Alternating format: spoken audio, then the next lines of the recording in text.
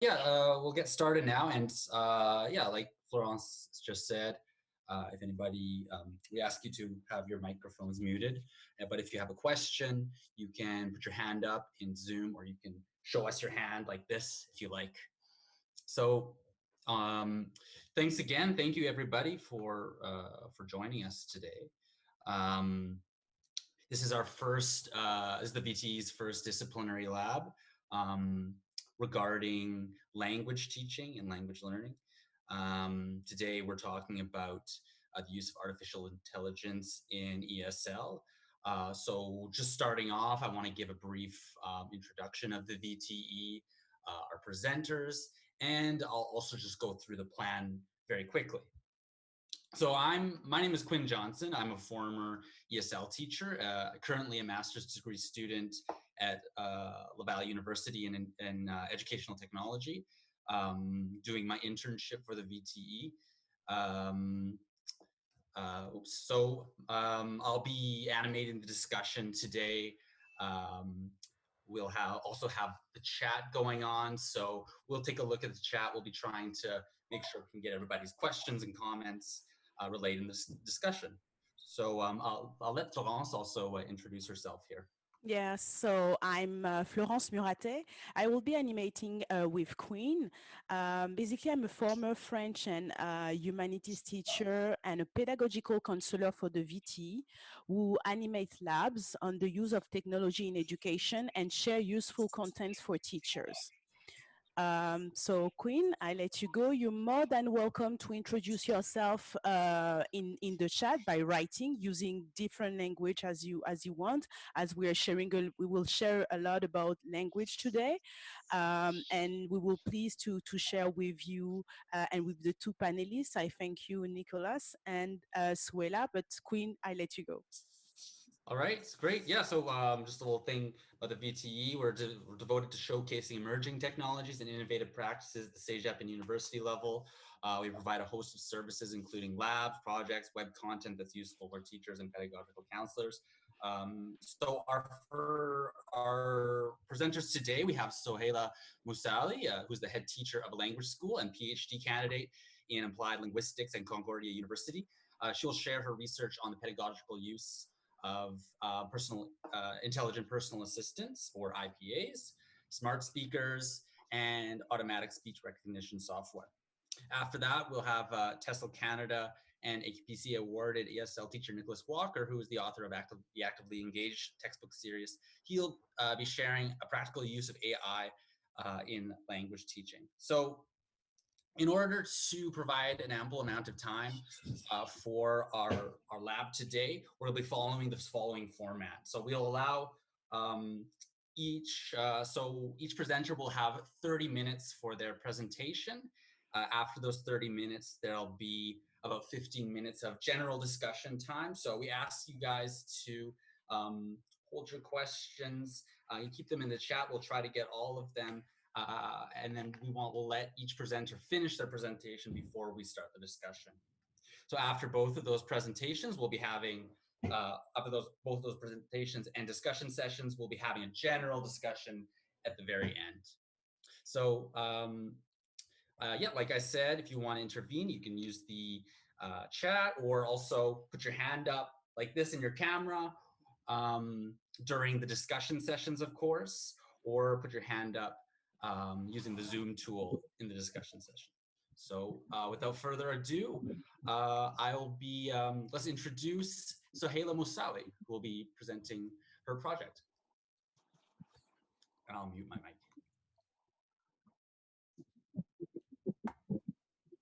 Hello, everybody. I hope you can hear me properly. I'm not sure. Yes, we can. Yes, all right, perfect. All right, perfect, everybody.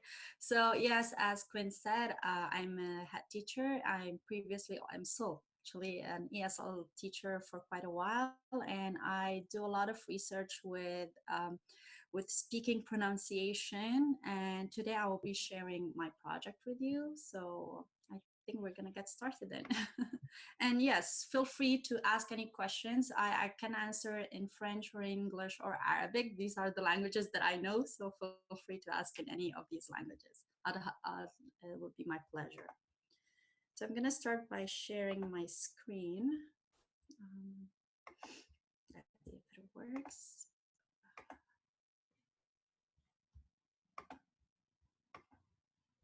All right, is everything all right? Can you see properly? Yeah, that's good. All right, perfect. So as I said, today I'm going to show, to present to you actually one way where IPAs can actually be used to help ESL students improve their pronunciation or speaking. And I also have my friend here, Alexa. Hello and welcome to our presentation. So she will be guiding us a little bit, showing us a little bit of activities, and I'll try to do some real-time examples in front of you so that you can see how you can apply it. So as you all know, in today's classrooms, especially ESL classrooms, we have a lot of challenges, and some of these challenges is that we have a limited classroom time. We have a limited time for input in terms of quantity and quality and teachers' fluency in the target language, so students do not get enough input. There's limited output in the sense that students actually have very few opportunities to actually use the target language the way we want them to or as much we want them to. And usually this all happens in a stressful environment, and which sometimes causes our students to maybe become less willing to communicate in the target language. And on top of it all, with today's unfortunate situation, there's this call to change our delivery method from face-to-face to online delivery. And with that comes a lot of challenges. And some of these challenges could be, for example, having lack of support in terms for the teachers, or maybe accessibility issues, not having enough resources, or maybe having these resources and not knowing what resources to choose from. And to solve these issues actually, and having this variety of tools to choose with, especially if you want to teach, for example, pronunciation or speaking online, it's not quite easy. And I'm going to cite here Chappell and Jamieson in 2008, because actually they did some recommendations for teachers. They provided a couple of tips for teachers so that to know what to look for in terms of tools. So their first tip is that they want teachers to teach sounds and accents that are relevant to students. It means that they want teachers to look for something that could provide students with a variety of pronunciation models. Another tip they talk about is that they want to have some explicit instruction given to the students. For example, how sounds are produced, and then maybe we can supplement them with some exercises like pre and follow-up exercises. They also urge teachers to provide students with the opportunity to interact with computers at that time, but now I say with technology in general. And doing that, they also say that we have to look for a program that is a little bit meaningful in terms of context, or maybe the subject, a little bit more structured. Maybe that tool could have some sort of a built-in class exercises, or use additional, like you can use it as an additional classroom activity, maybe to provide them with versatility or for practice. Not to forget also, feedback is very important, and being able to evaluate our students is very important. So if we can find also a tool that would actually provide us with some sort of feedback, whether it's visual or plots, that would be also an advantage. And finally, their final tip they talk about is being able to help students develop strategies for explicit online learning using the online tools. So in other ways, what they're trying to say is that it is the teacher's job to demonstrate how to use, for example, TTS or STT, and TTS stands for text-to-speech software or tools, or STT, TTS is text-to-speech, and STT is speech-to-text. And then we have the ASR, automatic speech recognition softwares. And I would add to that, actually, recently, I would say also use IPAs, which are intelligent personal assistants. So your question, I know, would be, for example, what are IPAs and why IPAs? So I'm going to go over that now. So basically, IPAs are voice control services connected to smart speakers. And I would say initially they were connected to smart speakers, but now you can find them anywhere. The way they function is that you can actually communicate with them by talking to them, and they would reply back. And sometimes at the same time, they would also show you some sort of a transcription or closed captioning if you want. And you can interact with them by performing various tasks. They would perform various tasks and services to you. And that is because of three kind of technologies, which I'm just going to go briefly over them so that at least you have an idea how they function and why we want them to function in that way. So the first tool, or the first kind of technology that they have, is called conversational interface. And with that, they rely on automatic voice recognition to interpret the meaning. With personal context awareness, the IPAs try to understand you as a user, your patterns, and your nuances. And service delegation allows IPA to actually integrate with other programs and apps. So by combining these three technologies into the IPAs, what happens is that IPAs start to communicate with users in human-like interaction, which is quite ideal and what we want them to do with our students. So examples of these smart speakers and associated IPAs, like I think most of us, we know them. So we have Google Home, we have Jibo, we have Siri, Microsoft Cortana, we have Echo Dot. And in my particular study, I've actually worked with Alexa, the Echo, and Echo Dot, as well as with the Alexa app. And in this study, I'm actually working with the Alexa app because I feel that it's very important, and I'm going to explain to you some of the features that I like about the Alexa app that will help us maybe help our students better.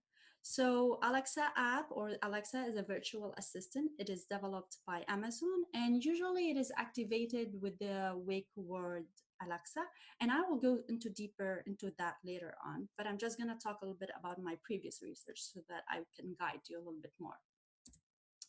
So my previous research was not with the Alexa app itself, but actually with the Amazon, with the speaker, because that was when they first created it. So it was the Echo, and which had the Alexa voice in it, or the assistant. And so in that study, actually, I created two studies, one in 2016 and one in 2019. And I wanted to explore Alexa. I wanted to explore IPAs at that time. And I wanted to know how students feel about it, like from participants' perspective. Is it good? Is it bad? Like, how do they feel about it? So I looked at Alexa's ease of use, whether it helped with practice, whether it's for the input like speaking or listening, for autonomy, motivation. I also wanted to test Alexa against different accents. So we have students, ESL students from around the world, and they have different English accents. So I wanted to test and see whether also Amazon Echo would be able to understand them. And so the conclusions or the results that I found were that actually Echo was helpful, was a teacher-friendly tool. It's very fun to use. It was easy for the participants to use. It also understood the participants enough to motivate them to practice listening and speaking and to interact with it. Similarly, Dizon and Underwood in 2017, they also created studies that were similar to mine, and they had similar results. They actually found out that the IPAs used in terms with Dizon, whether it's Dizon or Underwood, that it increased the opportunities to interact in the target language, and their participants spontaneously reformulated or self-corrected themselves and persisted in using English with the IPAs. So this is why I believe that IPAs are very important, because in today's unfortunate situation, we can extend the reach of the classroom by using them. We can motivate self-learning by using them. We can encourage practice opportunities such as speaking and listening, and at the same time maximize this class time, which we don't have enough of nowadays. So in this study, I actually focused on the regular past tense ED, the pronunciation of it. So as you all know, the regular past tense ED, it has one orthographical form. It is written as ED, but it has three different ways of pronouncing it depending on the environment. So it has three allomorphs. It has the it sound, like as we say hunted, or the D sound when we say hugged, or asked with the T sound. And actually, these sounds are quite challenging for native speakers and for non-native speakers because of a lot of issues, but I'm gonna mainly focus on three of them. One of them is lack for meaning transparency, one lack of frequency, and the other is that they're perceptually low salience, so we cannot hear them as much. And that's why I decided to focus on the ED sound. And since I also like to work with a communicative approach to language teaching, I thought, why not follow Celce-Murcia's et al.'s framework to teaching pronunciation? So according to them, they believe that students first need to develop sound awareness, then develop listening discrimination, then articulate practice, and the step 4 would be controlled, and then they would reach the communicative phase. In this study, I decided to focus on the first 4, right? So I'll tell you why the focus has been on the first 4, because the activities that I've designed were more controlled, and I did not reach, or I did not give the opportunity yet to do that communicative practice yet, or to test it out yet, because as I said, this is still an ongoing research. So I've so far reached with it until the controlled practice. And that's what I will be sharing with you today. So for my research questions, I really wanted to know whether my English learners will benefit from the Alexa app, okay, when they want to learn the past ED pronunciation. So first I wanted to see, would they be able to have that sound awareness? Would they be able to perceive it, as in to listen to it and discriminate it? And would they be able to actually produce it? And I also wanted to know about, what do they think about Alexa app? How did they feel about it? Was it good enough for them? Did it motivate them to learn, and so forth? So for my method, so far, I have 18 participants. I have from different languages. As you can see, I have Japanese, Korean, I have Spanish, I have Portuguese. Their level is low intermediate. I decided to go low intermediate because I realized from my studies that the lower students always have the most difficulty talking to Alexa. So I really wanted to test it out with them. And their ages was between 26 and 40. So I divided them into 2 groups, the Alexa group and the non-Alexa group. And what I did was, at the beginning, I asked them some questions about them. I asked them about their knowledge of the ED.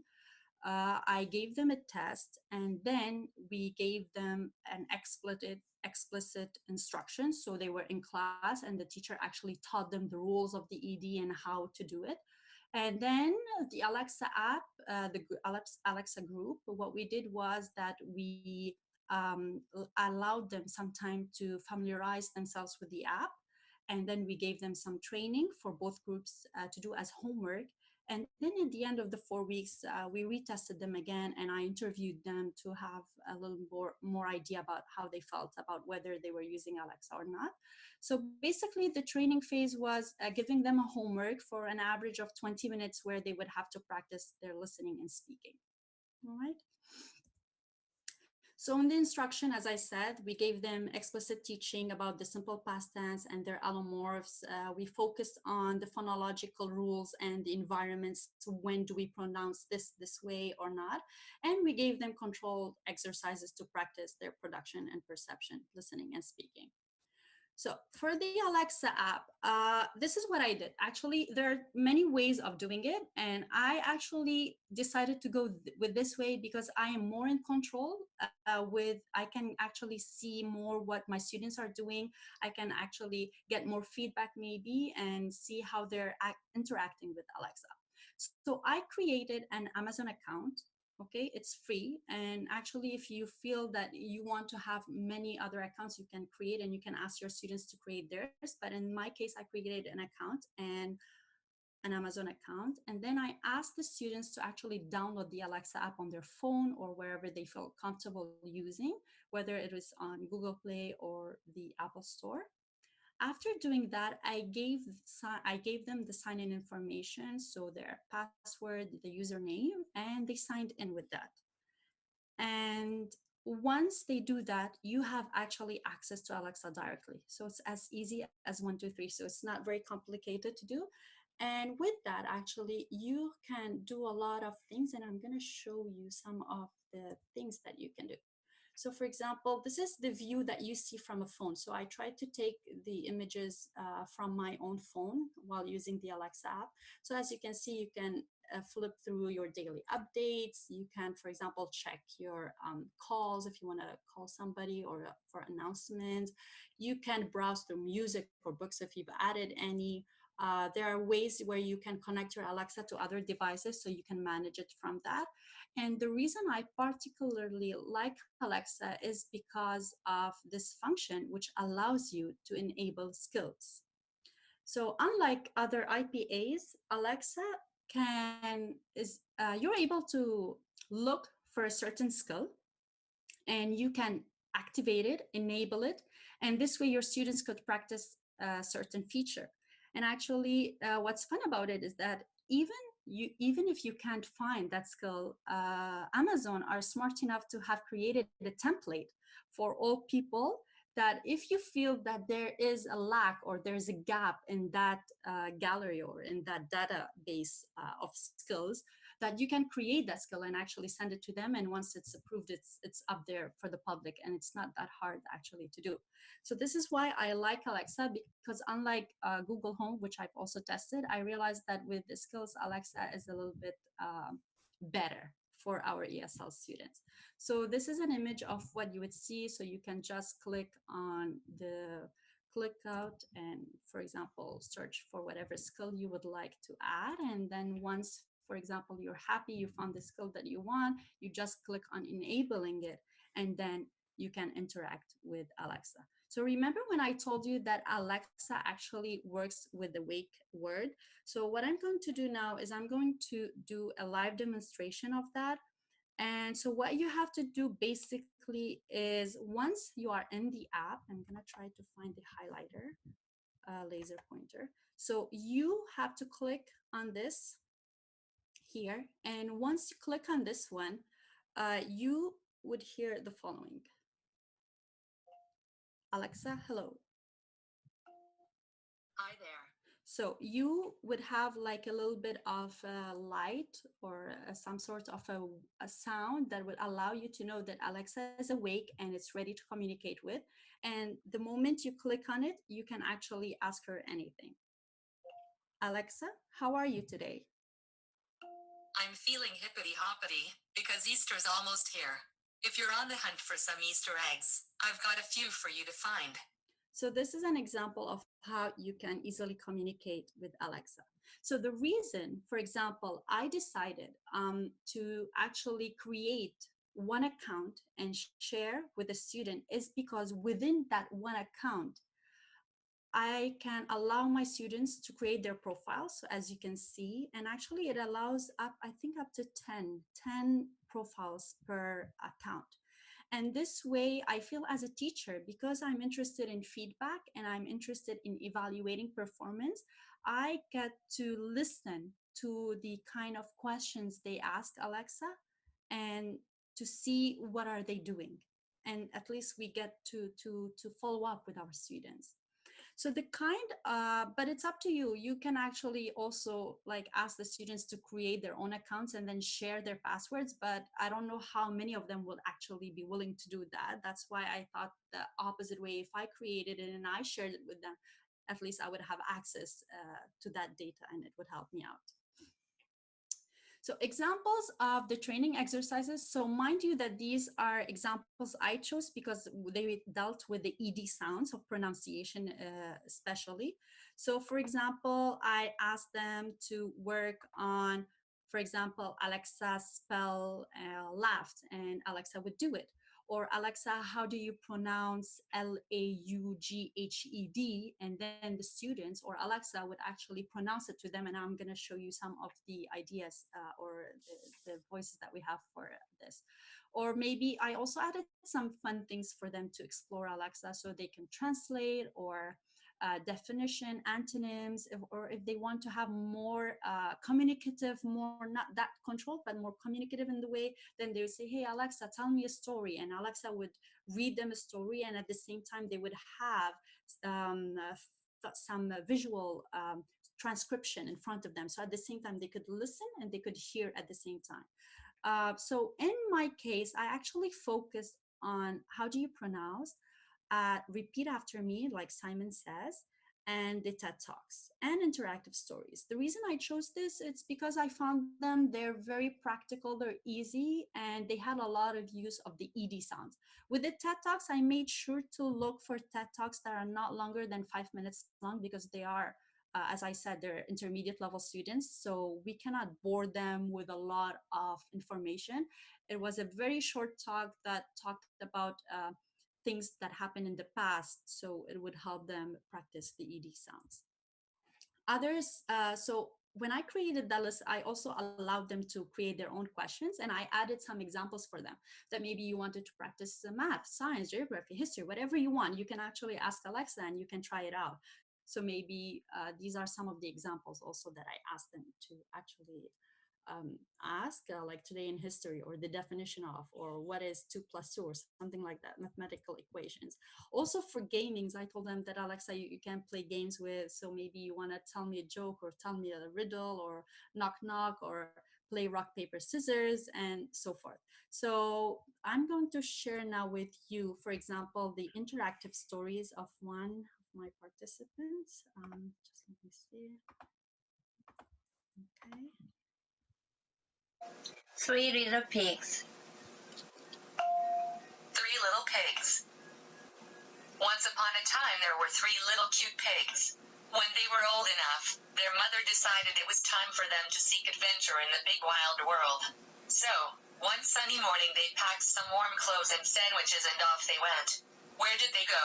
Into the woods, to work, This is an or back home? example of when you open interactive stories and Alexa would open it, would say it out loud. At the same time, you can see here you have the transcription in front of you.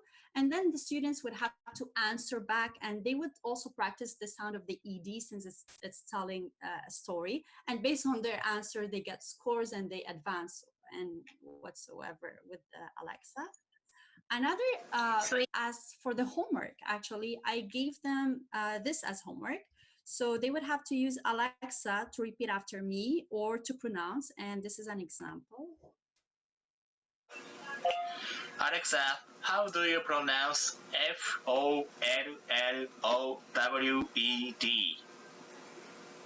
I pronounce that followed, but I'm always working on how I say things and I might not have it right. This is an example of the kind of activities I gave them to practice as part of their homework. So in terms of repeat after me, they would say, Alexa, Simon says dragged, and Alexa would repeat. And if they feel that they didn't understand what Alexa was saying, then they would have to pronounce it to Alexa, and then Alexa would actually say the actual word, and they could practice it back and forth, whether it's speaking it or whether it's producing it or whether it is to actually listen to it.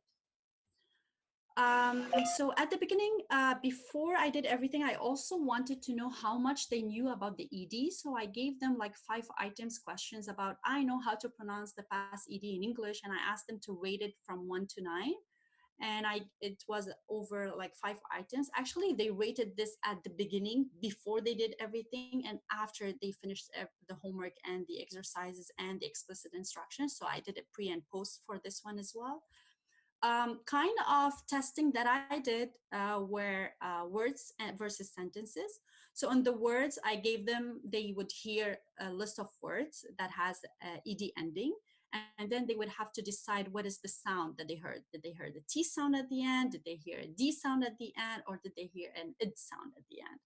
And the same thing for sentences. I gave them, for example, sentences like, I watered my plants yesterday night, okay? And then they would have to listen to see whether it was in the past or not in the past. And then they would have to decide the ending of the verb. So was it a T sound, was it a D sound, or an ID sound, or perhaps it was none of them, especially if it's not in the past, all right? Or it could be any other verb. For production, I asked them to read a list of words, which was out of 24 before, they all ended in with ed, as I said, and of course I mixed them up with other words. And for controlled yes no questions, for example, this is why I said I'm following the framework of Celce-Murcia et al. In a controlled way, because everything is still under our control. It's not like it's left out for them to be able to actually freely answer. Because, for example, even though I'm asking them yes no, I created a scenario where somebody would be out traveling and they would have to answer me, and actually the answers are in front of them. So for example, I would ask, did he walk to the airport? They would have to check under yes. There's a check under yes, so they would have to answer yes, he walked to the airport. Or if the answer is no, then they would have to say no, he traveled with friends. So they would actually have to produce the verb so that I would be able to analyze whether they're producing it properly or not. I also gave them some ratings to rate Alexa app in terms of learnability or usability, how easy was it for them to use it, whether they enjoy it, did it motivate them to actually communicate with Alexa, are they willing to use it for other things, and so forth. So it was 7 items per section, and I had to ask them to rate it on a Likert scale from 1 to 9. So now the boring part comes, which is the analysis. I'm just going to go fast over it. And if you have any questions later on, I can go deeper into it. But for pre-test, post-test, if they got a correct answer, it's 1, 0 for wrong. The Likert scales, the means and standard deviations were used.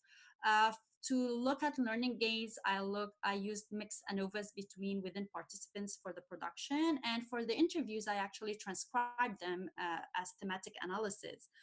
And the results, as you can see here, and it's quite interesting. So you can see some improvements. I know that, for example, I know how to pronounce the past ed. So you can see, for example, the mean was around 5.6.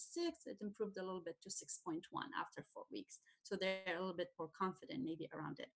And sometimes you would see that, for example, the mean drops. And this is actually what we wanted to drop, because, for example, in this sentence, in English, the past ed is pronounced the same in verbs such as walked, lived, and invited.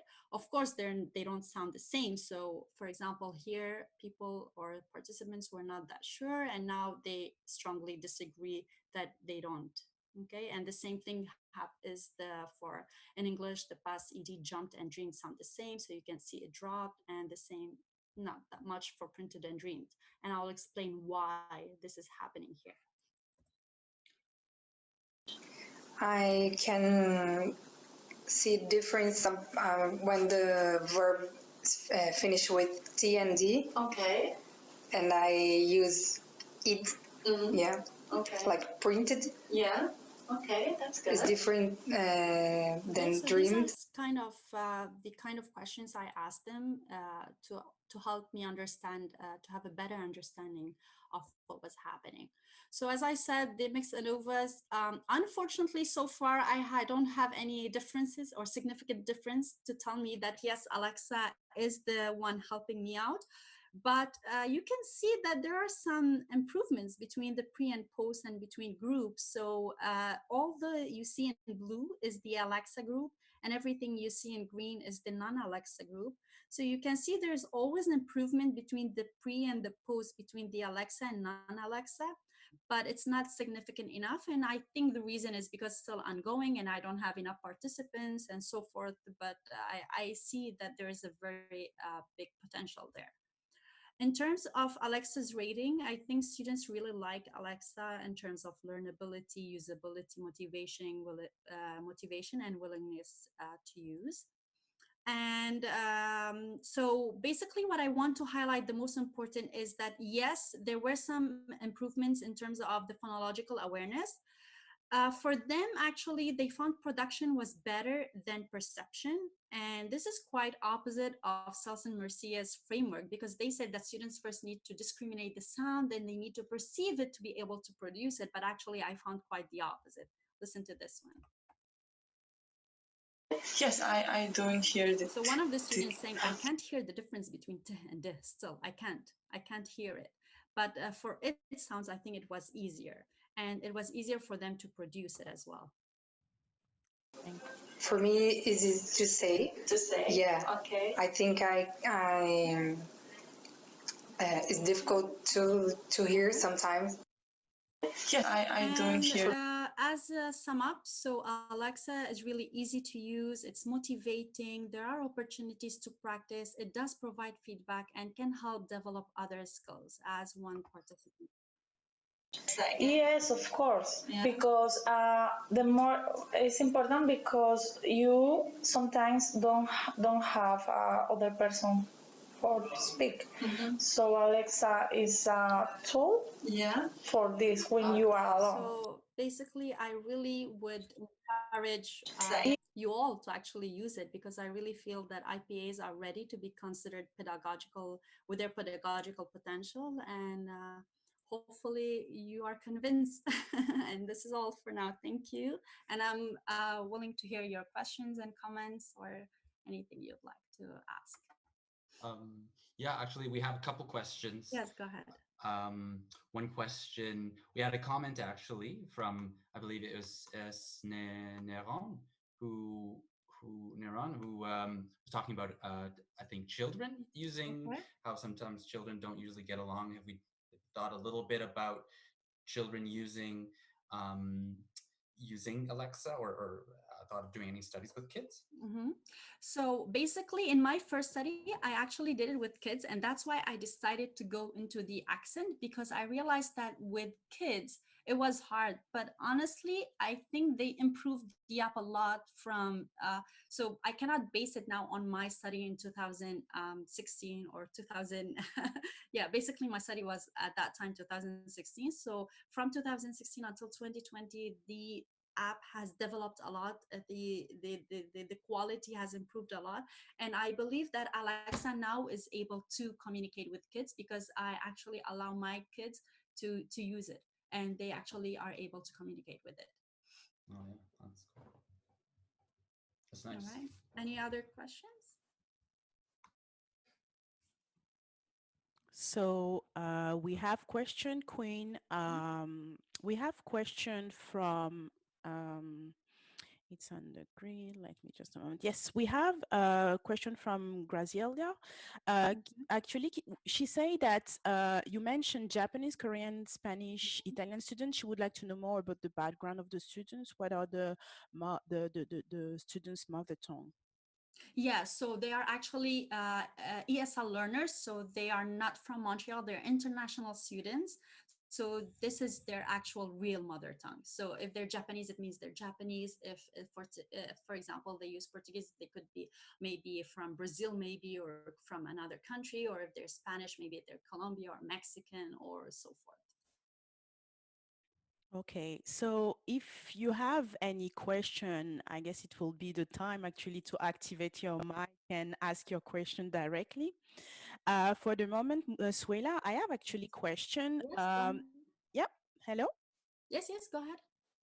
Yeah, it's about the use of Alexa, because it's true that you talk a lot about Alexa, and if I understand, it means that because you gave, if you go back to your slide with the different voice assistants that you have tested, I was like wondering, because I was wondering like why if you focus on Alexa, does it mean that Alexa is the voice assistant which is the more advanced, or why did you choose Alexa?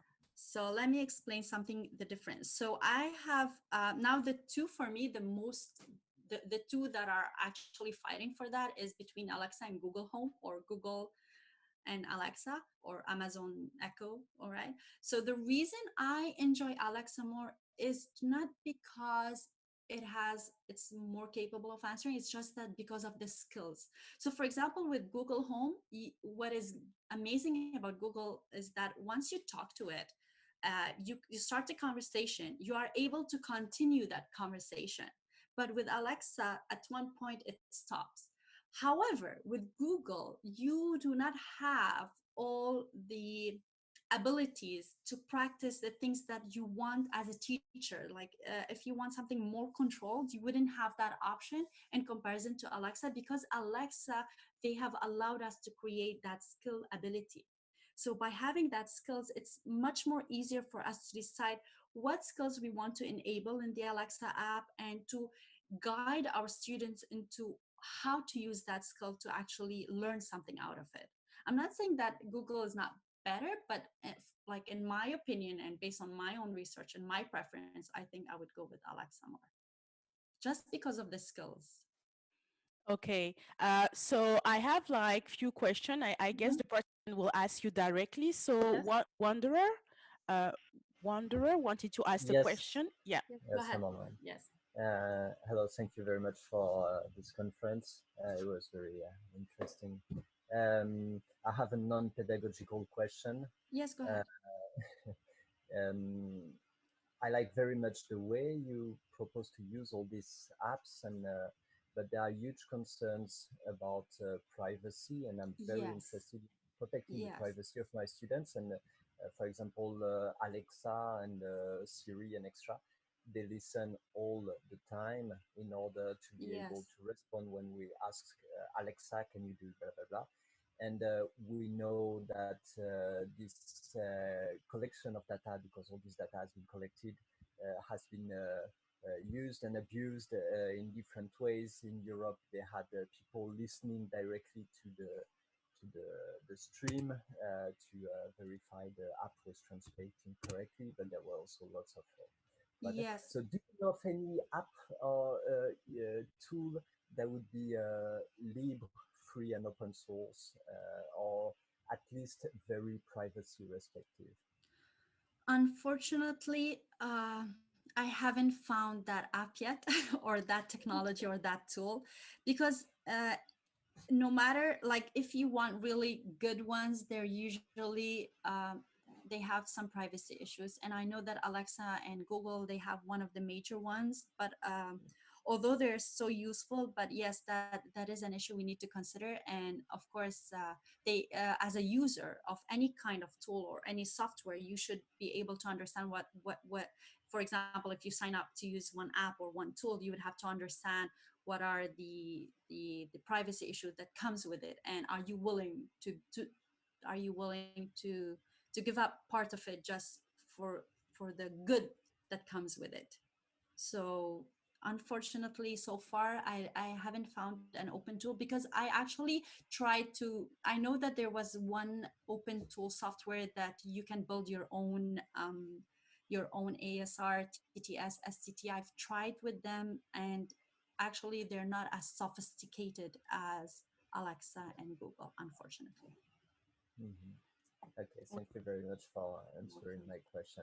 Thank you for your question. I will call the participant because we have few questions and I want to make sure that everybody can call ask the question. So Grazielia, you wanted to ask a question. Another question? Grazielia, are you here? Yeah. Yes, you hear me? Yes, we can hear you. Okay. Hi, Souheila. Thank you for your Hello. conference. Very interesting. Um, I wanted to know more about the learners you have. Mm-hmm. Were they early beginners? Yes, some of them were beginners, some were high beginners. So most of my participants, I started, so I don't recommend it with very low beginners, because low beginners, they need first to learn to structure the way they would ask the question. Unless you actually write them on the paper and they read it out, then I think it would be helpful. But for very low beginners, I wouldn't recommend. I actually would recommend it with high beginners or and plus. I would actually recommend that. Okay, thank you very much. Welcome. Okay, thank you. Thank you, Grazielia. We have Edward Casimir. Edward wanted to ask a question. He has a question. Edward, could you hear me? Yeah, Edward is not here. Maybe we can switch to Manoj Kumar. Manoj has a question. Hello? Yes. Okay. Yep. Okay, May I and ask my question, ma'am? yes, of course you can. My question is that you people are talking about Alexa and Google. Here in India, we are lagging, uh, too much lagging technology wise. You can estimate about eight. This is my first experience when I'm having with Zoom live conversation and classes. So, what we should do in India, this part of the world where we are not that much technically sound. Yes, unfortunately, yes. Working with technology, we have to think about accessibility. As I mentioned at the beginning, we have to think about support. We have to think about a lot of issues. The reason maybe I went with the Alexa app is because you don't need to actually buy the machine in order to access it. So you can just download it on your intelligent phone. But I know also you might have internet connection problems. I know that there are a lot of issues to actually you need to consider when you're working with technology. And I agree with you, like in some areas it is really harder and it's not as obvious as it is the way I'm presenting it today, and I agree with your comment. Yes. So My curiosity is that, ma'am, that have you developed any sort of inbuilt quality use of human being? Like we are human being, we have some inbuilt technology in our mind and brain and with our limbs. So can we use something like that to have some advancement in our teaching skill and improvement of our class? so could you repeat that, please? So you're asking If we can use our god given yeah, parts of our body to use it as a medium to maximize our potential and our teaching. So yes, have of you developed course. something like this? Yes, of course you could. Of course, every person could actually do that. I think it's possible. Actually, even if without having that app itself, I think you as a teacher be that model for your students. Yeah, and I guess Okay, as thank you, Souheila ma'am. said, Thanks a lot. Thank you, Manoj. Thanks. it's a great way to extend the classroom, especially in times like this when we can't actually physically be around our students during this crisis. And then, so I'll let one more question. We had a question by Frank, I believe, and then we'll move on to the next participant. Hello, Souheila, can you hear Yes. me? Hello. Yes. Thanks for your talk, very interesting. I might have missed this. I had to go to the door to get some food. We need real food as well as food for thought. Yes, I agree. Couldn't agree more. So tell me, can students keep track, record what they've done in Alexa? Can they download it? Can they keep a record of what they're doing? Yes. So this is why the privacy issue comes in hand here, which a lot of people don't like. But I kind of find it for teachers is good because you get to listen to what students do. So basically, when I created that account and they created their profiles, I was able to actually access their listenings, and I could listen to the kind of questions they were asking, and I could see. I couldn't hear Alexa's answer though. So you can only listen to the questions they ask, and that would be saved. That would be saved as long as you want. That's very useful. Yes. Yes.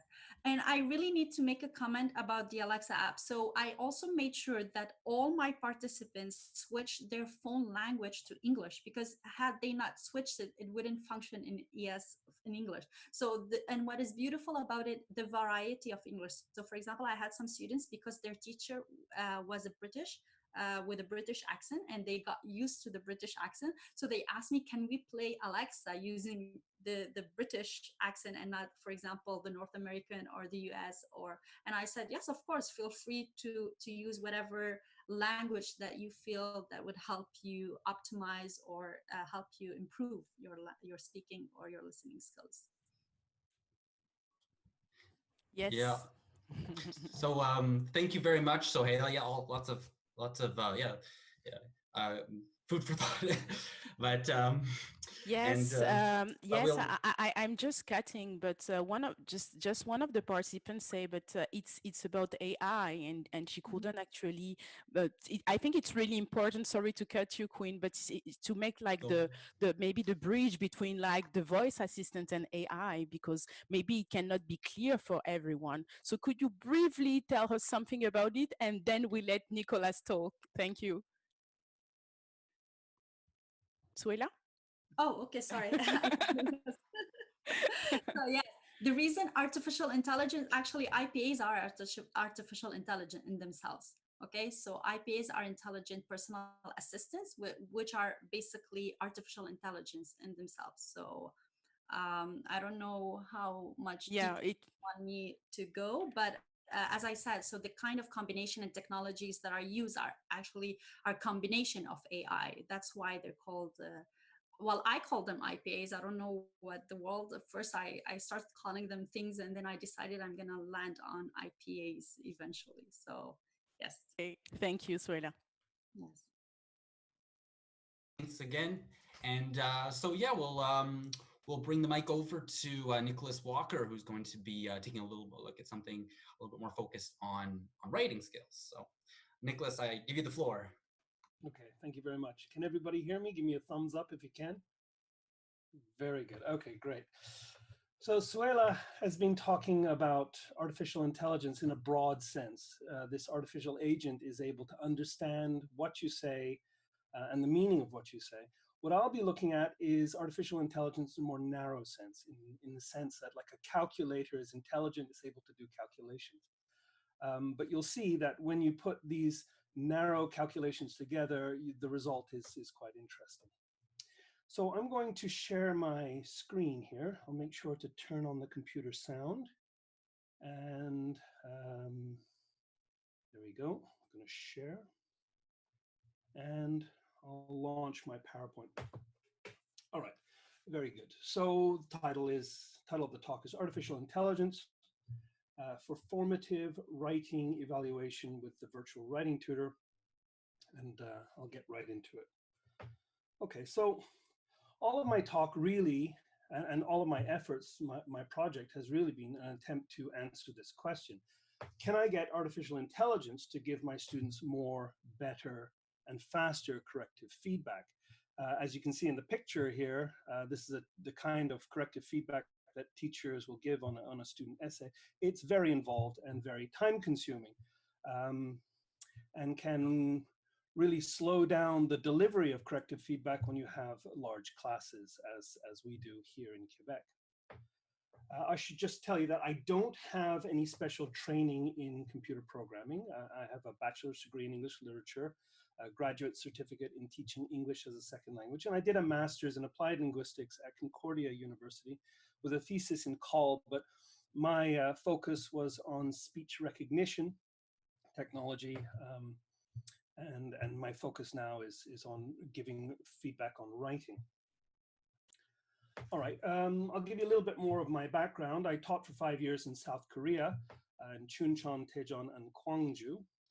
And now I'm a tenured teacher at Hansik College in Montreal. I've been teaching there since 2008.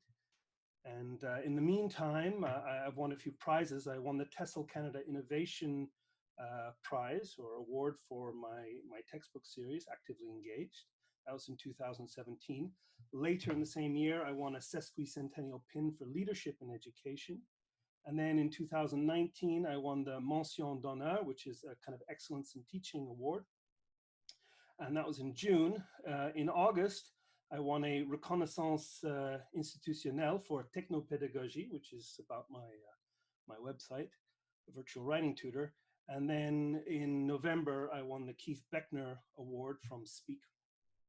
All right, so with all this validation of my teaching, you'd think I had some confidence in myself in the classroom, but still I continue to ask the question, how can I do a better job? We think we're doing a good job, but we never know for sure. And my question is, what interventions have the greatest impact on achievement? In some ways, students are robust learners. They can learn in many different contexts, but where should we put our energy to make sure that we are doing the best job possible? And here I turn to a gentleman by the name of John Hattie, who wrote a series of books called Visible Learning. The first one was in 2009. And what he did is he looked at many different studies, over 800 meta-analyses, and he did a sort of meta-analysis to look at which of the interventions we were making in education had the greatest impact on learner achievement. And here are a few of the results. Let's start at the bottom. If you can see at the bottom of the graph here, you see in yellow that smaller class size has an effect on learner achievement. And many teachers feel that if they had smaller classes, they could do a better job. But what we see is that, first of all, making classes smaller is very expensive. We have to hire more teachers. And the effect is actually quite small. It only has an acceleration of student learning of about 50%. But if you introduce computer-assisted learning, which has a cost associated with it, but is not nearly as expensive as a human teacher, it has nearly double the effect on learner achievement. If you start using, let's say, Moodle, and with Moodle you start using the mastery model of scoring students' work. That is to say, students will have 10 listening assignments on the website, but only your best 5 scores count. Well, that has almost a triple effect on learner achievement. It's like 3 times the effect of having smaller class sizes. Now, many teachers object to all of this, and they say, you know, computers are great, but the most important thing in learning is the relationship that a student has with their teacher. That is, we all need somebody to try for, and the research bears this out. We see an effect size of 0.72. But the most important thing that we can do, the most effective thing that we can all do for all of our students, is to give formative evaluations. Now, in classes where you teach writing, formative evaluations are incredibly time-consuming. So even though it has over, 225% acceleration in learning, in achievement, it can have a huge impact on the teacher's workload. So here's a colleague, as we might imagine her, just swamped with corrections to do, right? And if you do the simple calculation, if you have 150 students and you ask them to do an essay each, that's 150 essays. If you spend 10 minutes correcting each essay, that creates 25 hours of correction work for the teacher. Now, in my college, we're allowed to take 2 weeks to give the corrections back. So that means adding about 2 or maybe 3 hours of correction every single day, every work day for 2 weeks. That's a lot, and many teachers, after doing that once or twice, they come to the conclusion, I'd prefer to give fewer formative evaluations next semester just because it is so exhausting. Now, if you consider the alternative, right? The alternative would be, of course, if we could get artificial intelligence to do the formative evaluations that normally take us 25 hours to do. If we could get a computer to do it and do it in exactly 2 seconds, that generates exactly 0 hours of correction time for the teacher, and the teacher might prioritize formative writing evaluations in their pedagogy and thereby have this profound effect on student achievement that we spoke of, an acceleration of 225% in terms of learning and achievement. All right, so this is my big idea, and I've been working on it for quite a long time. I first launched the virtual writing tutor with the help of a colleague back in 2012. That's 8 years ago. And you can see here's an example of what it looks like on a computer and on mobile. And I'll give you a little demonstration. So this is not a live demonstration, it's a video, but it ensures that nothing goes wrong here. So you put in a short text or a long text, doesn't matter, and you click check grammar, and the system counts your words and your paragraphs and your errors. It shows you the location of the error, and then it explains why it's an error, and it gives you the correction. Now, you'll see there are a number of buttons for logged in members. Membership is free, 100% free. And the system will give you a translation into one of 70 different languages, which you set in your profile. And it can read the feedback using text-to-speech, something Souheila mentioned. All right, so how does it do it? Well, I told you that I don't have any formal training as a programmer, but I've learned to write error detection rules in XML, and this is an example of what one looks like. And I write about 2,000 of them every year I spend about 10 hours a week working on finding the errors in my students' writing and then writing error detection rules in XML in order to get the system to catch them. Now, as you can imagine, if you add 2,000 error detection rules to the system every year, there's a kind of snowball effect. The system gets better and better at catching students' errors, and we call this coverage. One thing that my colleagues were disappointed to discover when I first talked about my project was just how terrible it was, how little coverage it had. But I've kept working at it, and it is getting better and better at catching the enormous number of errors that students make. It's getting more effective. So just last year, you know, the website started to become quite popular with 100,000 users per month. Now we're up to about 300,000 users or visitors to the website every month. So it's really catching on in terms of as a pedagogical intervention. I'll just mention that last week, 72,000 users used my website. Just imagine me trying to correct 72,000 essays. It's just impossible. But with technology, I can be more productive. Okay, so what do students say, right? It's great that in theory, it seems like a great idea and it's popular, at least in terms of raw numbers. What do students say? What's their opinion? Well, here are 3 examples of comments that I got from my students using our school's messaging system. They're in French, but I'll translate it. And I'll just say that these comments are typical of what students say. I've received many dozens of comments, and they're all pretty much along these lines.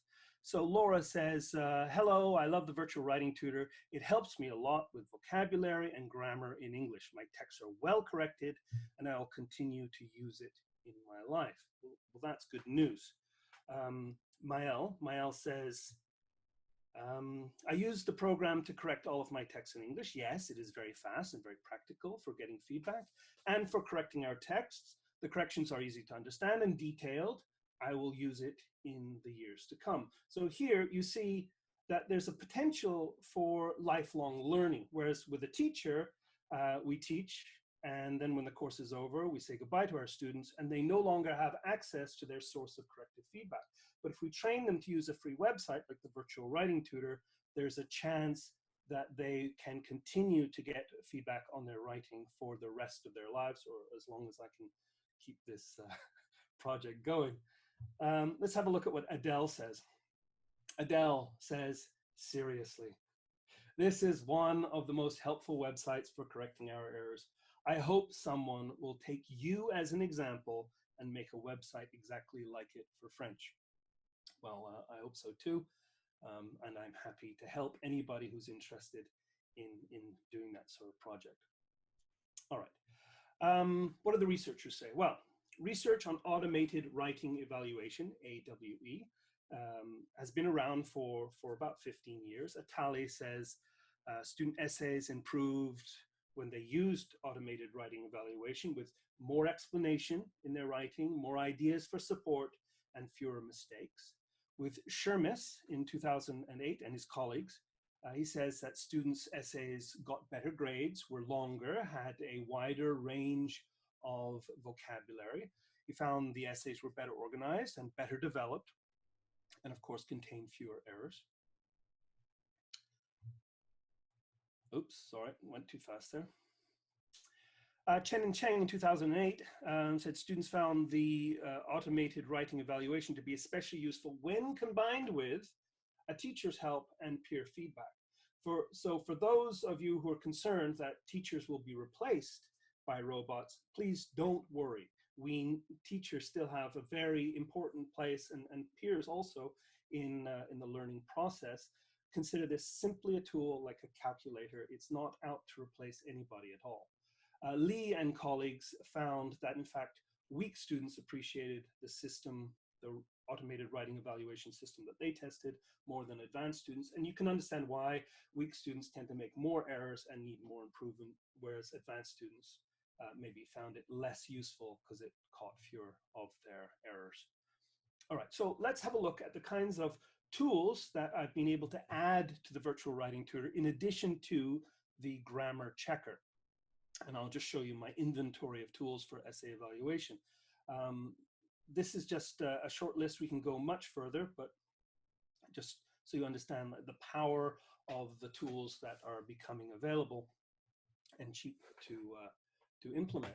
First of all, the system, the virtual writing tutor, can detect whether the student has put in a title and can check to make sure they've properly capitalized the words in the title. Can also check to see if the first sentence uses one of the 4 strategies that we teach about capturing the reader's interest. You know, start asking a question, using a quote, providing a startling statistic, that sort of thing. It can also check to see if the writer has made an attempt to establish the importance of the subject, using the phrases that are associated with that sort of move in an essay, and to see if the essay or the introduction contains literary terms. So for a literary analysis, we want literary terms, but let's say an essay on global warming would look for terms related to global warming or the greenhouse effect.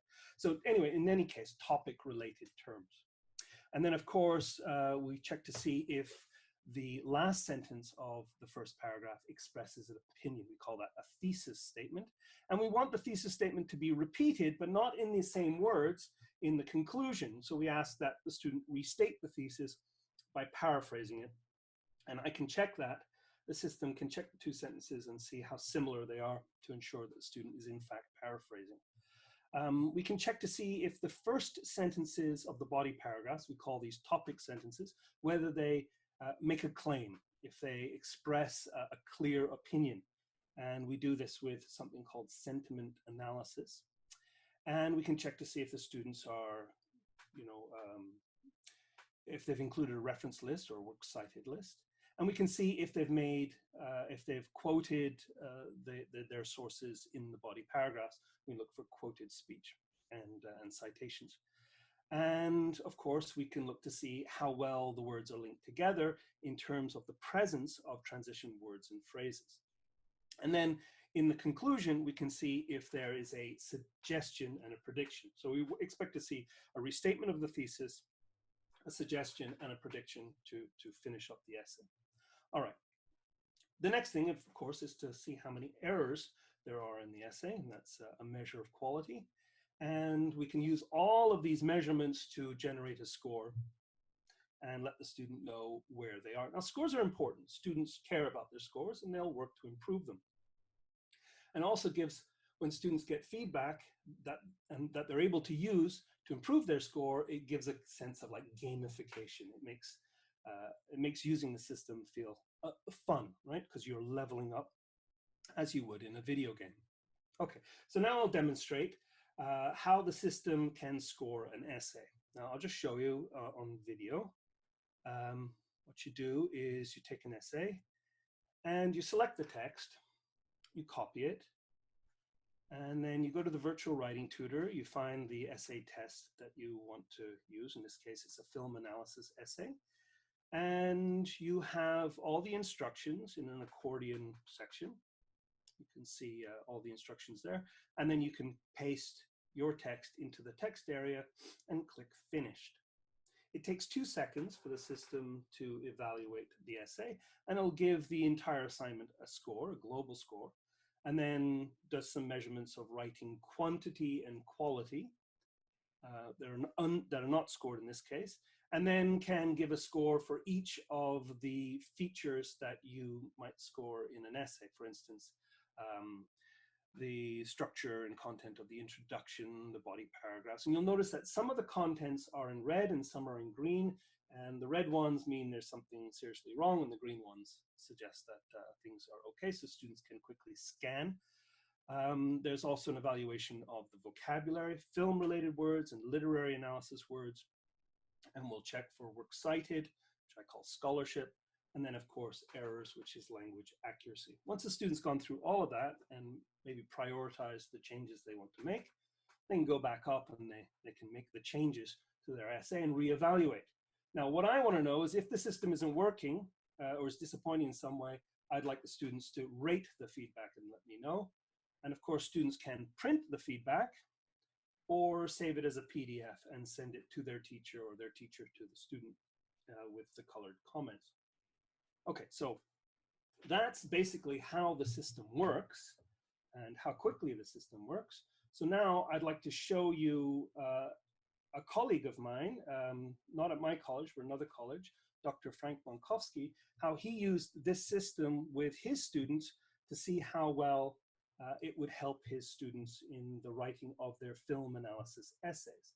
And okay, so what you see here is well, it's the screen of the student, and you'll see that they've got the feedback from the virtual writing tutor here, and down in the bottom right, you see Frank Monkowski and his student Ada, and you'll see that Ada, when you listen to what she says, you'll hear her say that she improved her score from 50% to 97% after making 7 revisions. Now you got to understand, students generally are likely to make 1 revision. They'll give you their first draft that a teacher will give feedback on, and then give you a final draft, which will result in their final score. So 7 is a lot. She found, according to her, she found the automatically generated comments to be detailed and useful. And she was able to improve her topic sentences, making stronger assertions, stronger claims based on the comments triggered by the sentiment analysis system. And she was able to increase the number of the target vocabulary by adding film vocabulary and literary analysis terms. Now I'll just have Ada explain, and you'll be able to hear. So listen closely. Okay, Ada, it's great having you today. You have written an essay for the film analysis project, and your first draft was 50%, and your second revised draft is 97%. So that's pretty amazing. So tell us a little bit of the process, how you improved your score. I improved my score through the virtual writing tutor, and I revised it at least, I think, 7 times until I was satisfied with my text. So indeed, I improved it a lot, but the comments were really good. And I think that in my draft, the virtual writing tutor really gave really good comments, very, very specific comments. For example, when my topic sentence isn't strong enough and I didn't make a strong enough claim. Make a strong claim. Yes, yeah. It tells me, oh, my grade is 60 on 100, and so I can improve it. And that's how I improved a lot of things. The vocabulary, the feedback is really good. It says when you don't have enough words related to the literary analysis and to film terms as well. That was good too. So I don't make a lot of grammar mistakes, but I definitely I didn't have enough vocabulary related to the movie or film literary analysis. So that was helpful. Yes. So you're pretty happy with the 97%? Yes, I'm pretty happy. Fantastic. Thanks, Ada. Okay, great. So I love this because, you know, it shows that students actually appreciate the feedback that they get from an automated system like the virtual writing tutor. It's very difficult for me to know how students appreciate the system or not, except by asking for comments and then seeing interviews like this. Frank was able to do, I think, 5 interviews with his students. And this was the most striking example of how it helped the student. I'll just go to the next slide. Yes. So here you can see the 5 students' scores. What you might notice is the first draft is in blue. The score is in blue. The second draft score is the orange bars.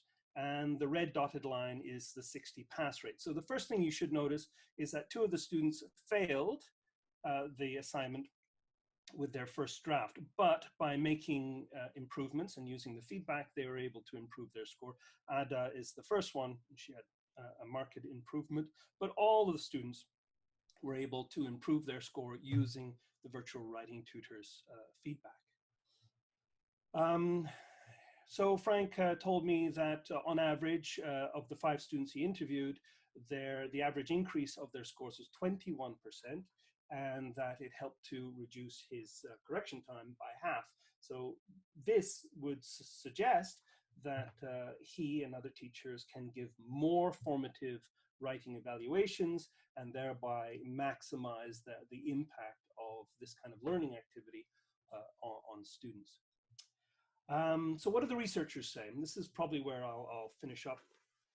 What do the researchers say? Well, they say that computers can be fooled by clever nonsense. And I'll give you an example. One researcher took the word "the," a very common word, perhaps the most common word in English, and replaced it with the word chimpanzee in student essays, and then ran it through an automated writing evaluation system, only to discover that the scores stayed relatively the same.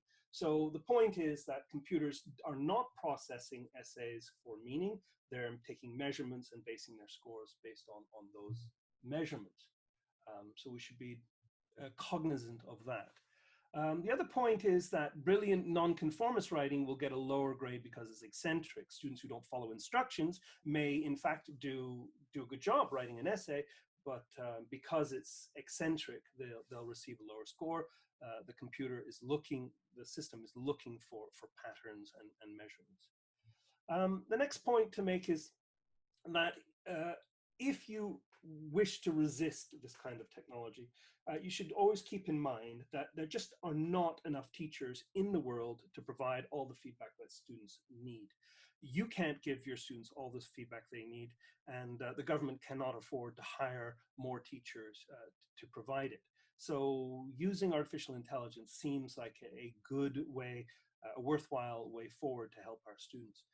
The next point is to say that an essay evaluated once by one human teacher produces generally unreliable scores. We've seen this in study after study. Teachers will score the same essay differently if you know, twice if you mix them up and randomize them. Teachers are notoriously unreliable in their scoring habits.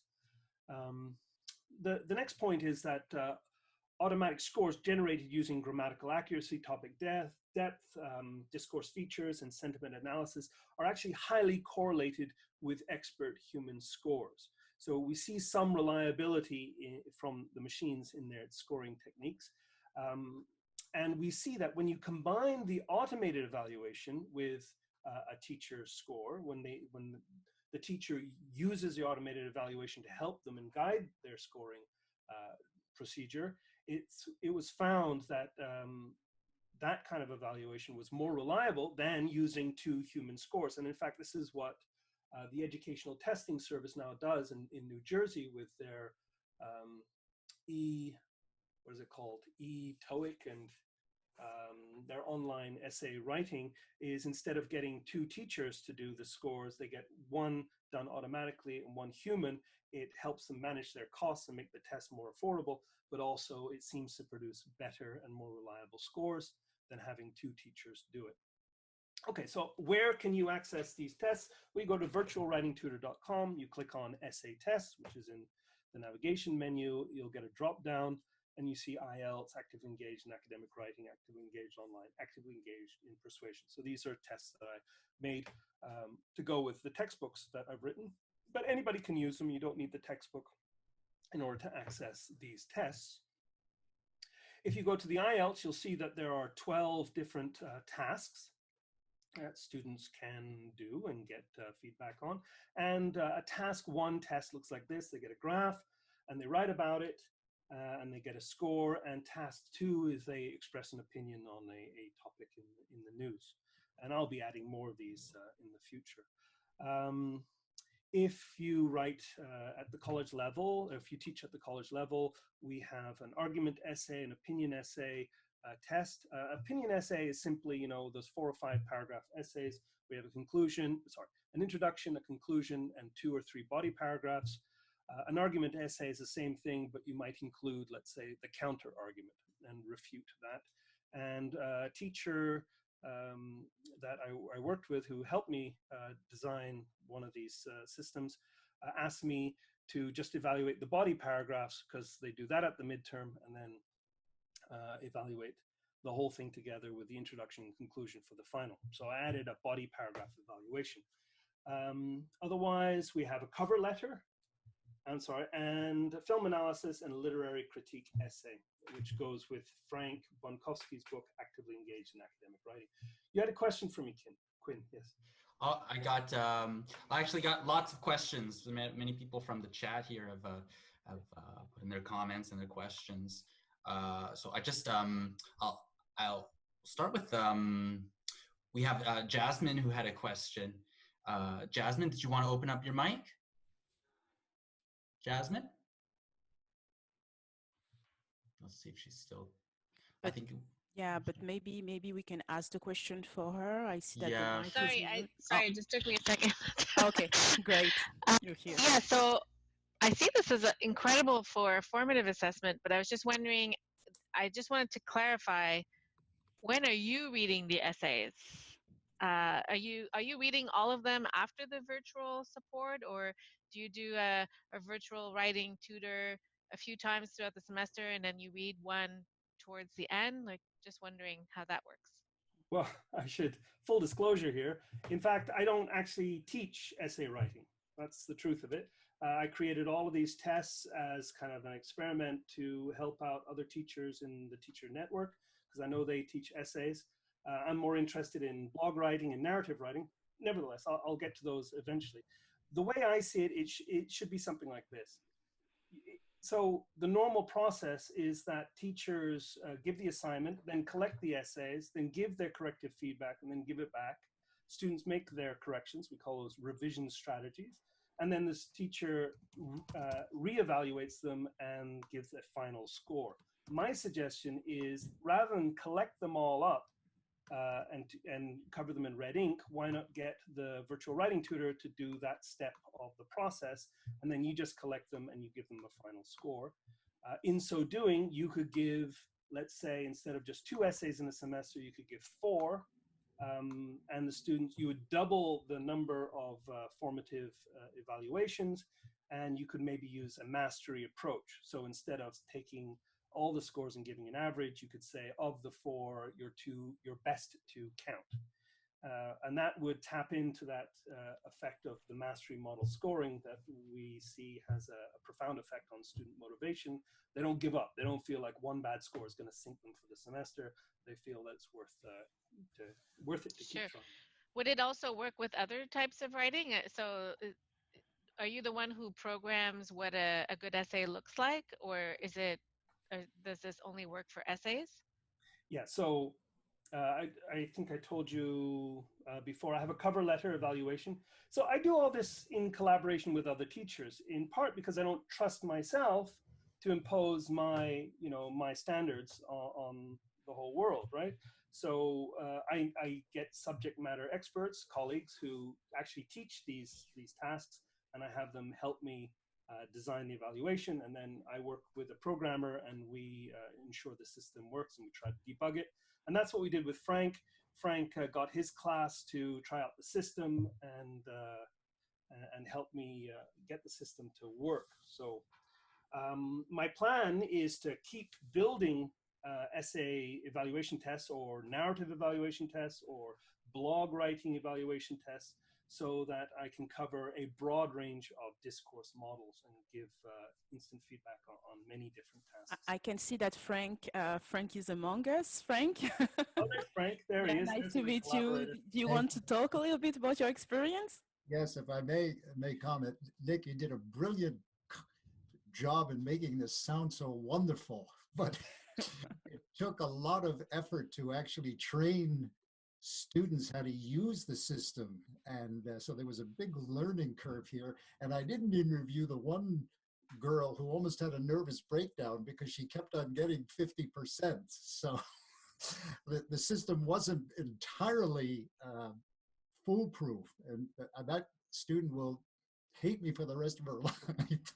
Actually, no, but no, with the majority of students, it worked really well. But there was a learning curve in getting the students to actually understand the feedback, even though these were higher level students, because you have a lot of textual feedbacks for students, and you have to explain. And then to answer, was it Jasmine?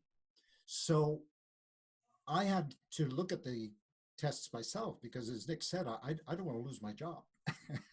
I don't want to be taken over by Nick's monster artificial intelligence system that will put me.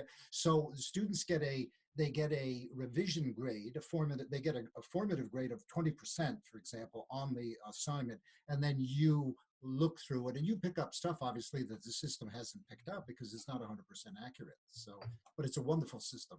Great job, Nick. Okay, so Okay, that's interesting. Thank you. So Frank, I should explain that Frank, you know, he got the early version of it, and that was, and when humans fail, they fail by degrees. But machines, when they fail catastrophically, and so students were having difficulty, and we were able to make improvements and modifications to the system based on the feedback from those students. I have a follow-up question. Is this a service that is paid? Or is it the kids have to each buy a subscription, or how does that piece work? No. I'm a teacher. This is free. This is for everybody. That's a lie. It's not free. It's possible. Thank you. I'll take us to the. April 1st. I'll just intervene because we have some more questions.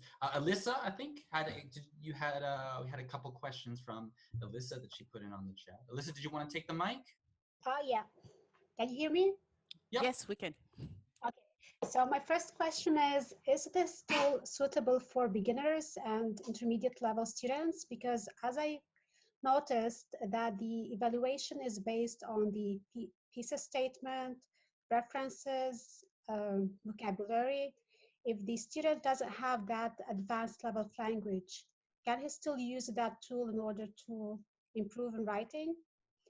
And my second question is whether the teacher can monitor but I guess I got the answer to that question when you said that the students can actually send the PDF file to the teachers, right? Okay, so this is one of the things that comes out of the research, and that is automated writing evaluation tends to work best for high beginner and intermediate students. Very advanced students don't see much use for it, and beginner students don't understand the feedback that comes back. So it really is best for those intermediate levels. However, you asked, and as you can see on my screen here, one of the links says Terms and Privacy, Essay Tests, IELTS, and then Pen Pals. I have a Pen Pal system which is designed for beginners. They can write, Dear Pen Pal, and talk about 8 different topics. The teacher monitors it and links students up either within the same course or can share access to their students with another teacher they trust. In this way, it's 100% secure. It's not an open service for you to find some pen pal on the other side of the world. It's really about teachers connecting up their groups. And it's kind of rudimentary. It's the early version of the system in that it checks for errors, it checks for the target structures, and it counts words to make sure that the student has written the minimum. And the student can record their voice and add pictures and that sort of thing. But that's what I'd recommend for beginners. Regarding the level, one person wanted to know, I think it was Erin, they wanted to know what the student from the video with Frank, what level was she at approximately? She's advanced. Oh yeah, she's what we call 103. She's advanced. She's a balanced bilingual. Okay. So the way it works in Quebec, in where I work at, the community colleges, is we have beginners, we have low intermediates, we have high intermediates, and then we have advanced for people, let's say, who have Anglophones in their family or did part of their education in English. And she would belong to that group. Okay. And therefore we give those students literary analysis tasks, but intermediates, let's say, opinion or argument essay tasks, and beginners, pen pal, and well, they give opinion essay tasks to them too, but simplified and shorter. Okay. Also, somebody was talking about, we were talking about how this is an open source tool. We were talking about how would it be possible, I think Wanderer, this was Wanderer, wanted to know if it was possible to adapt it for and make it useful for other languages, to learn other languages as well. I'm not sure if you want to add. Well, I'm not there yet.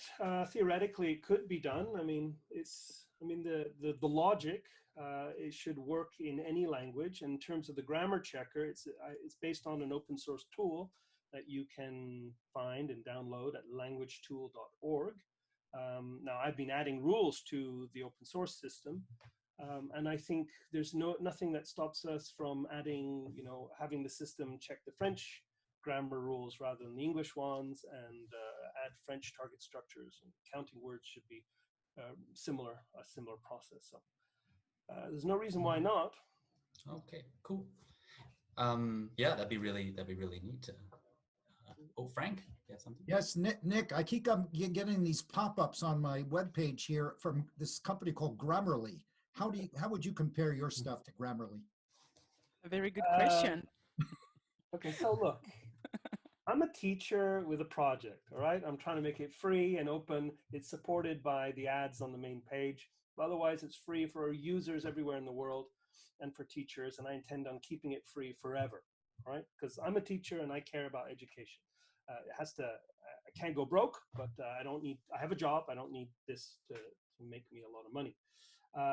Grammarly is a multi-million-dollar corporation based in, I think, Indiana or something. And they have a very good system.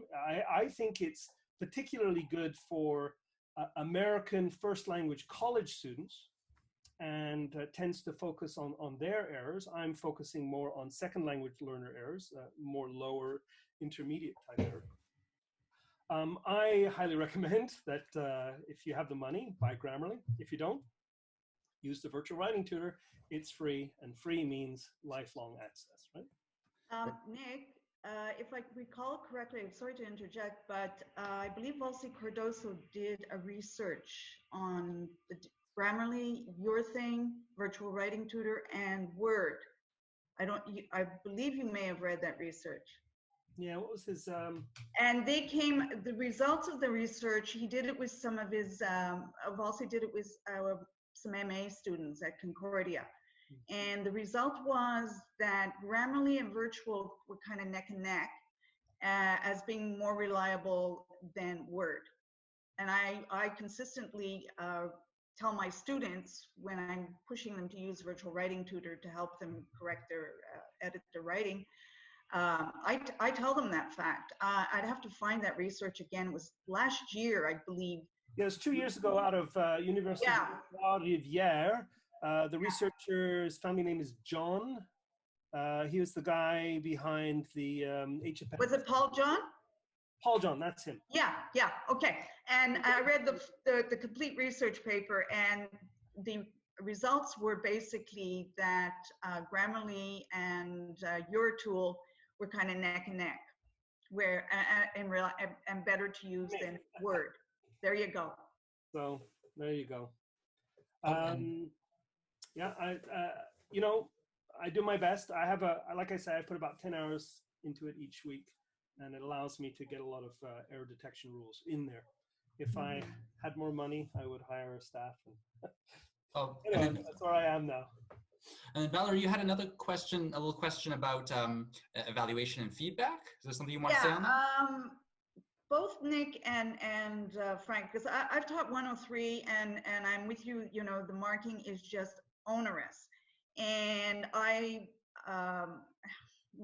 you develop your own technique. I'm sure, Frank, you've done this for years, much more than I have. But preliminary to, and we marked the outlines. So my question to Nick is, are you at some point going to work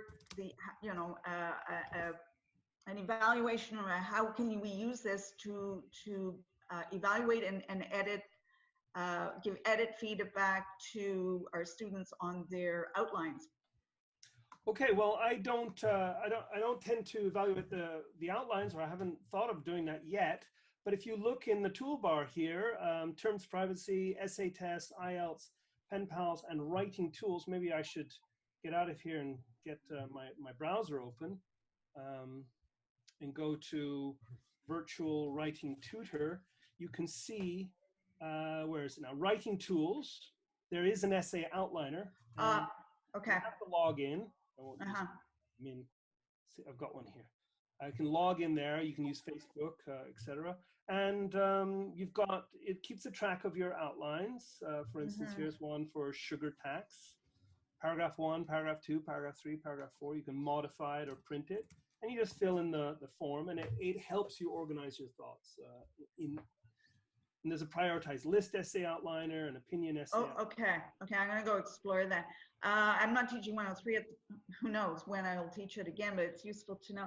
I had another question for Frank. When I taught 103, I found that my biggest problem with students very often is getting off topic in terms of their supporting statements, things like that. And how effective did you find this, Frank, to help students with that? That's a great question, Valerie.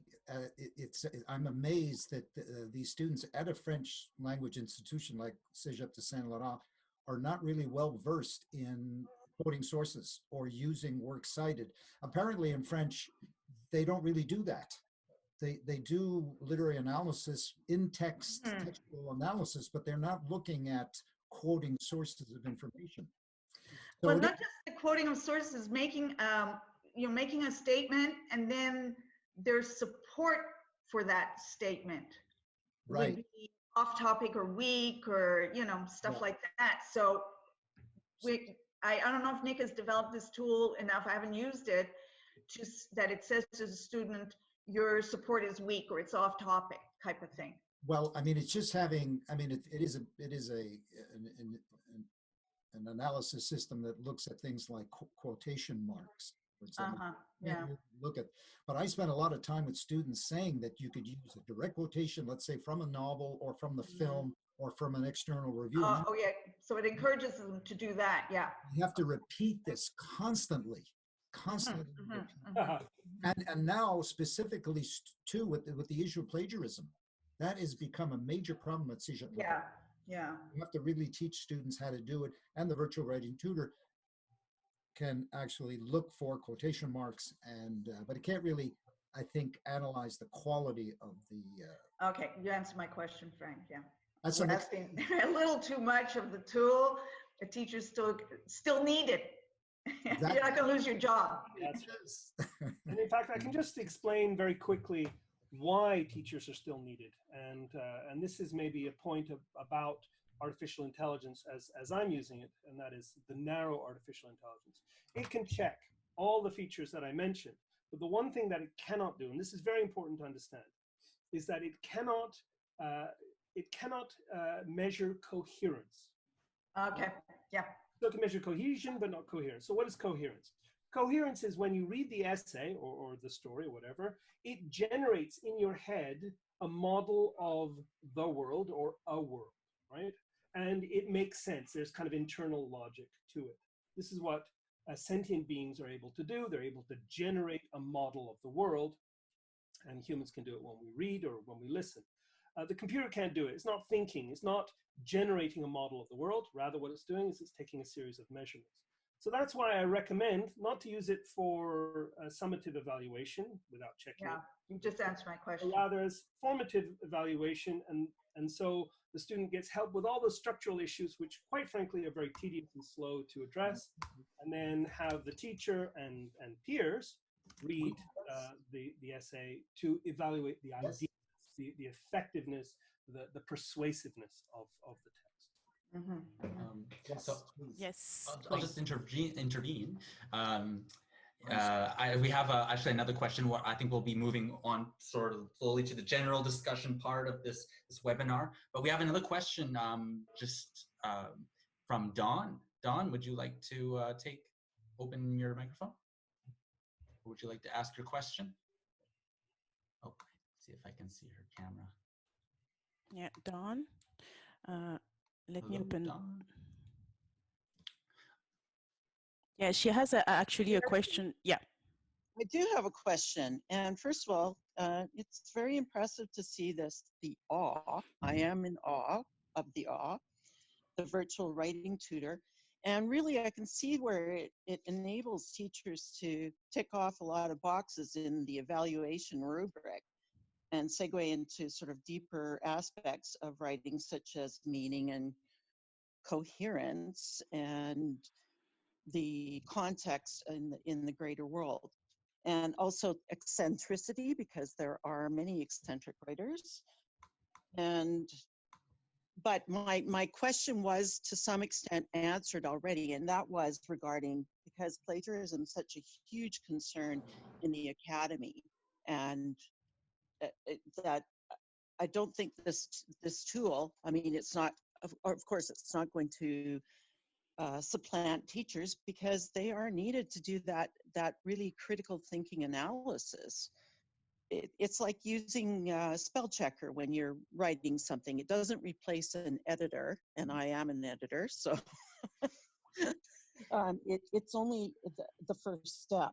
So I can see this as being a very important first step, and that it would really help teachers enormously, but they still have that deeper work to do. And I think this is a really wonderful tool, because it can take them to that, it takes them to the next level, really.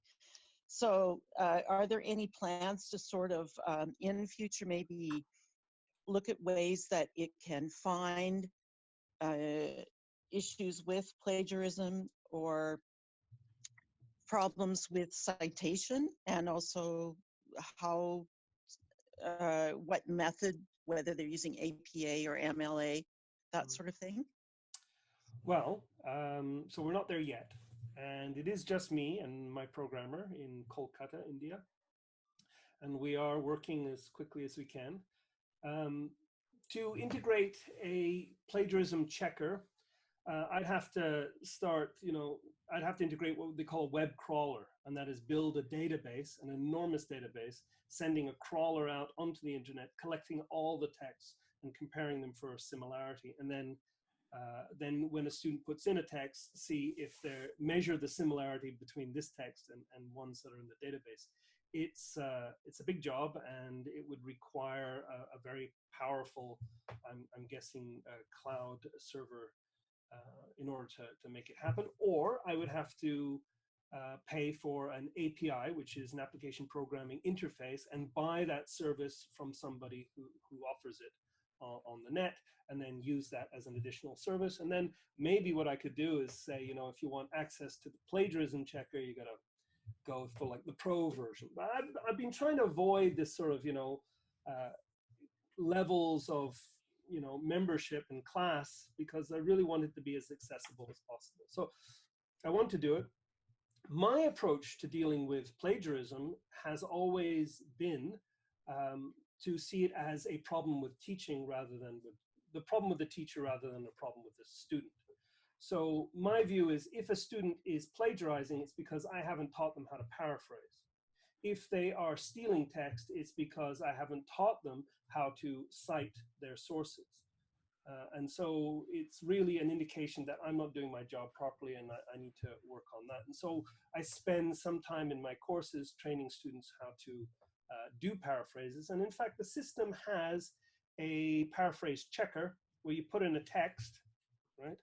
I don't know, so I can just say one word. And then you check the paraphrase, and then you put in, let's say, 2 word, and then you check, and the system will compare the two, and it says, remember always to acknowledge your source, the original sentence, and then it shows the similarity between the two texts, and says the sentences are 50% the same, and you should work on improving your paraphrase. So I see it as a skill that needs to be developed more than a crime that needs to be detected. But maybe I'm in the minority there. Okay. Thank you. Yep. Thank you very much. Yeah, and just a general, I'm not sure if it's a question or more of a comment, but the question of I guess plagiarism, a little bit for plagiarism for the virtual writing tool, and how the student uses it, the choices the student make. I think it's also how the question of how the user adopts their learning behavior with regards to this tool, but also with Souheila's tool. It makes me think how these tools are becoming more, this kind of thing is becoming more part of our culture.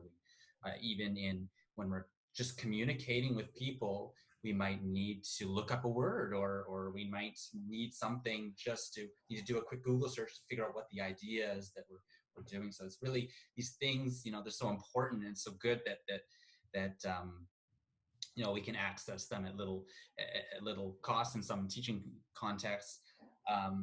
So yeah, it's really good because it's helping. These are becoming more and more authentic sources and that reflect daily life. Yeah.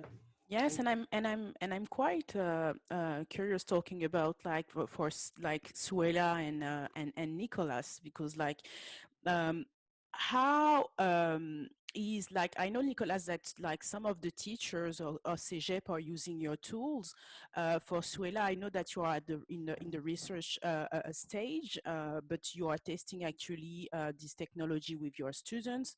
But how do you think, like talking about in 2 years or 5 years, what will be, if you can see the future, this impact of this kind of tools? As a teacher, can I myself saying, yeah, I really have to get prepared because it's coming, and I really have to do something in introducing these tools in my teaching?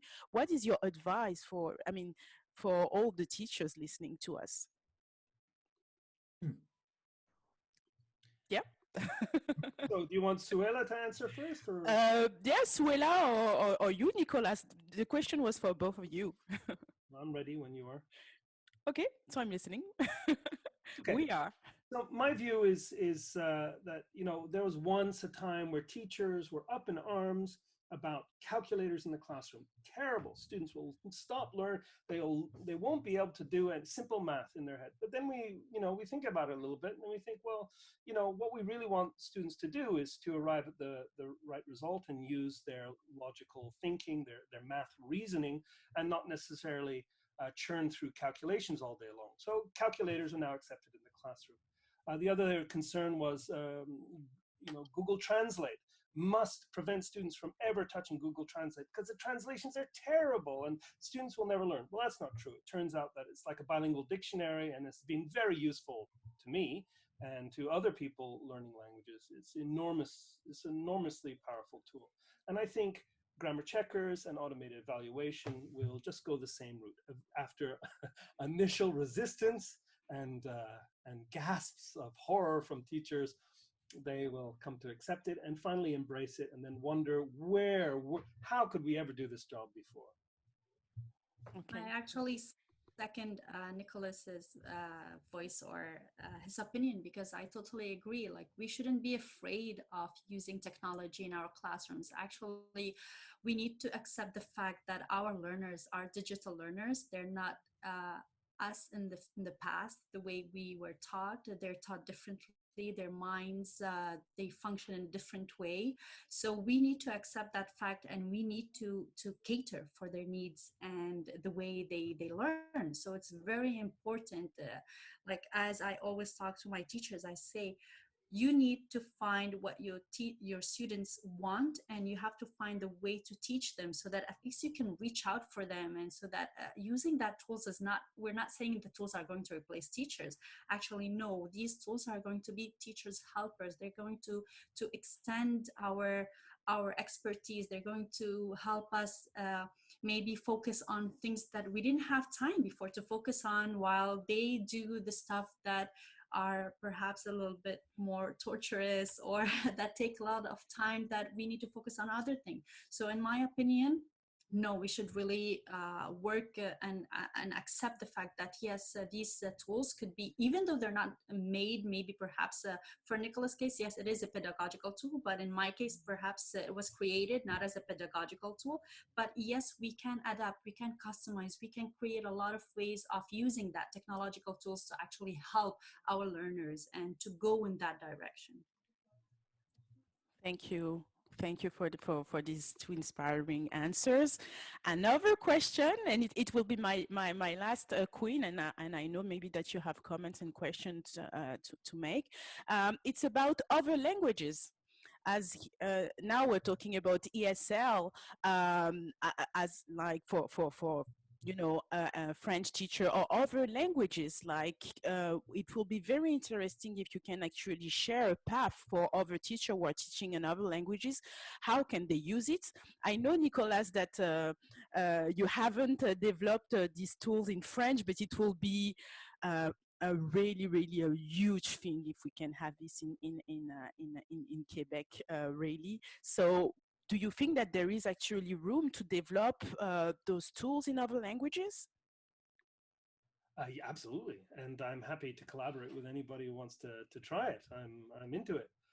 Unfortunately, you know, there are a limited number of hours in the day, and my priority is my own project. If somebody wants to do it, I'm happy to help them. I can introduce them to my programmer. He'll help them out. You'll need a budget. I mentioned my textbooks, Actively Engaged series, that will help me to pay for the development of this. So you need some sort of income stream. You need, you know, unless you become a programmer and have the skills yourself, you need to hire professionals to help you out. And so if you can find the money, I can help you spend it. And what about Alexa and the vocal assistant, Souheila? Can we now use Alexa or other vocal assistants in French or other language and do the same thing? So basically, that's what I said. The key is it depends on the language that you put your phone. So for example, I had a lot of students who had their phone because students, when they're in the classroom, sometimes they use the phone, and so sometimes they put it in the language that they're most familiar with. So I had, like, for example, Japanese students, and actually Alexa was communicating in Japanese. I said, hey, that's not allowed. You should change your phone to English, because that's the idea behind it. And some of them were, for example, Portuguese, and they were communicating with Alexa in Portuguese. I said, no, that's not the idea. We need to practice English, and that's why you need to switch your phone to English. So of course there are a number of languages. I think it's still in development, but I think it can cater for quite a few number now, like pas mal de nombre, like a nice number of languages. So okay. Yes. Thank you. Does anybody have any other questions, comments they'd like to ask? I haven't seen anything in the chat, but feel free to ask. We have few minutes to go. But I would like to thank you, Nicolas and Souheila, for sharing about your tools and about your research. And we want to teach more, and you be like super teacher using like technology. You can also, like Frank, put your thumb up if you likes it. It's in the reaction down your screen. And also I would like to thank you all the participants. Some of the participants couldn't make it, but like you have to know that this meeting is recorded and it will be shared on the VT website, and you will be notified when the video will be ready. Queen, do you want to add something? Yes, and also Florence has shared a link. It's I'm not sure if Florence, you want to put it there. There's a brief little exit survey for you guys. We have one of the questions there is whether anybody has any interesting or new technological practices they'd like to share in a future lab. I feel like this has been a really great experience hearing from these experts and how they propose using new tools in language teaching. So if you feel like that you have something you'd like to present or something that you'd like to propose even, we'd love to hear from you, and you can share, you can give us your email, and we can, if you want, we can contact you for a future lab. So thank you. So thank you very much. Thank you so much. It's been great to see everybody, and I wish you guys all good luck with this crazy challenge that we have. Yeah, thank you. And good health. Thank you all. Yeah, thank you all of you, and like it's time to make the difference then. Thank you. Thank you everybody for coming and giving me your attention. I really appreciate it. Likewise, thank you everybody. It was a pleasure presenting and talking to everybody. A lot. All right. Goodbye, everybody. Bye. Goodbye, Nicholas. Goodbye, Souheila. Bye. Goodbye.